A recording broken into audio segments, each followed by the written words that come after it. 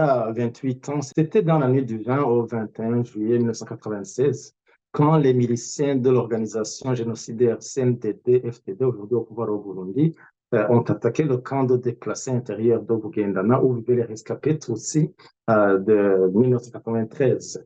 À cette occasion, donc, il nous fallait, comme toute personne respectueuse de la dignité humaine, il nous fallait nous acquitter de notre devoir de mémoire et donc nous incliner d'abord et surtout devant la mémoire de ces victimes tuées uniquement parce elles étaient nettes aussi.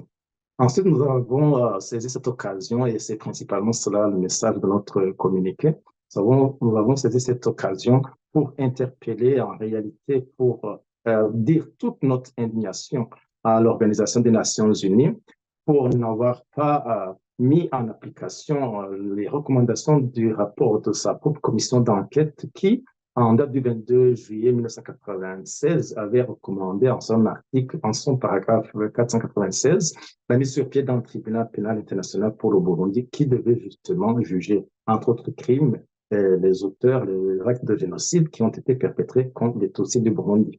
Et cela est d'autant plus révoltant que, comme nous avons eu l'occasion de le rappeler, les auteurs de ce crime ignominieux sont aujourd'hui au pouvoir, et ce, avec la bénédiction de l'ONU. C'est en effet l'occasion de le rappeler que nulle part au monde, il n'y a d'organisation, il n'y a aucun pays qui soit dirigé par une organisation génocidaire déjà identifiée par une commission onusienne.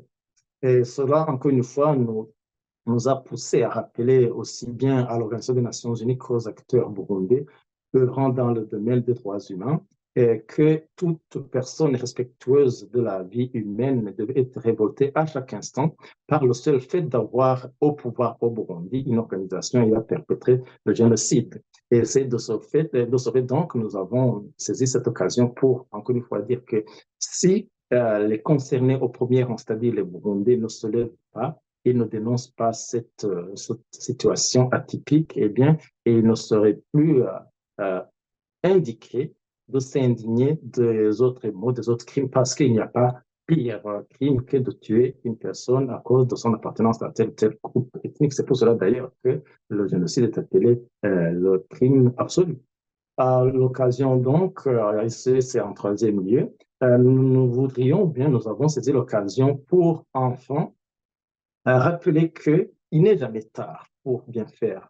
Nous disons bien, il n'est jamais tard pour bien faire. C'est vrai, les gens peuvent dire, ces génocides est en train de renouer ou plutôt remuer de couteau dans des plaies qui commençaient à se cicatriser. Mais non, ça ne peut pas se cicatriser. Une plaie causée par le couteau du génocide ne peut se cicatriser qu'avec la justice, qu'avec la condamnation et la répression des auteurs. Alors, même s'il vient de se passer 28 ans, nous saisissons de l'occasion pour demander à prendre exemple pour les autres pays. Il y a tout près de chez nous, au Rwanda, et bien l'idéologie de génocide a été complètement tuée des faits parce que les pouvoirs publics se sont prononcés ouvertement, sans équivoque, contre cette idéologie. Il n'est pas question de la considérer comme une opinion politique, comme c'est le cas au Burundi. Nous pourrions aussi prendre pour exemple le cas des États-Unis, parce que, voyez-vous, après la perpétration du crime des crimes en Allemagne, en Europe, les nazis se sont éparpillés, ceux qui n'ont pas été appréhendés, donc se sont éparpillés dans le monde.